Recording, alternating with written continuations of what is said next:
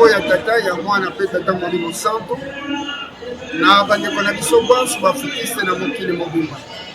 17 mars yango oyo ekomi pene tozalaki kozala na yango mesiko yango ekomi pene yango nde tozali kosala dernière sensibilisation na biso ya suka yango oyo po ete bato nyonso bamilengi na mayeto katanaki kasi toza korapele tobeki sete présence ya biso banso ezali exige na nkamba toyeba yango ke ezali centenaire ya Lingomba ezali pe centenaire ya Afriki toyebi ke bafrontiere ezali ya kokangama me kozala ya kokangama kaka te po ete tozali kolela epai ya mokonzi ya mbule afongolela biso.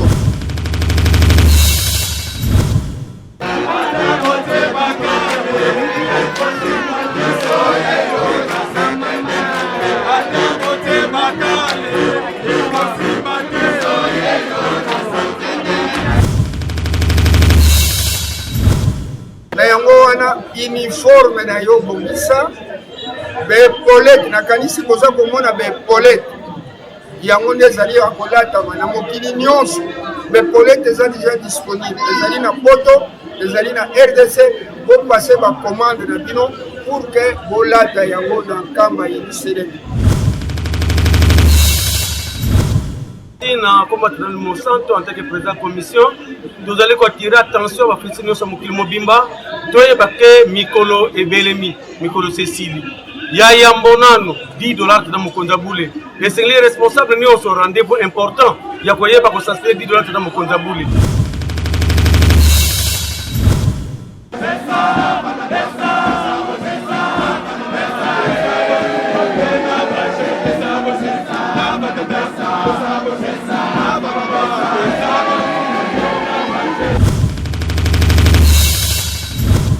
Yami Balé et Kateli.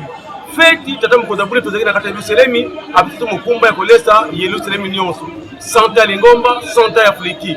Tupesa ki bikateli. Orgamante et la respecter. Bikateli nyonso otokataki badija nyonso botinda yango. Et puis tozali koye dreto badija nyonso nsinteli kozala makasi. Et puis boles maya sima beteli kosalema.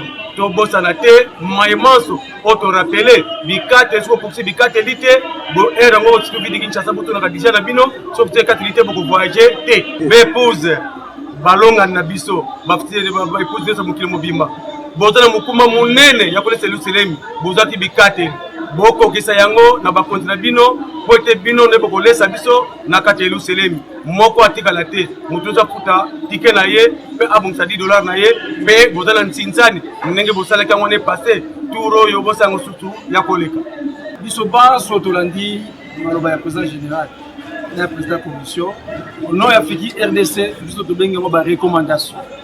Alors biso tokobeta kaka sete na Bible etindi biso na proverbe 10 premier verset tina suka kuna balobi nini mwana mayele asepelisaka tata na ye oyo ezali sante ya Afriki pe sante ya Lingomba yo mwana mayele obongisi nini po osepelisa tata na yo tokende tomedite na proverbe 10 premier verset opusiti mwa liboso kuna boye tosengi mabondeli eleka nde tomei kozwa contact na bapapa représentant provinciaux tobetaki sete bamekosunga biso na babondeli mpona baveiller ezala vraiment répétitive.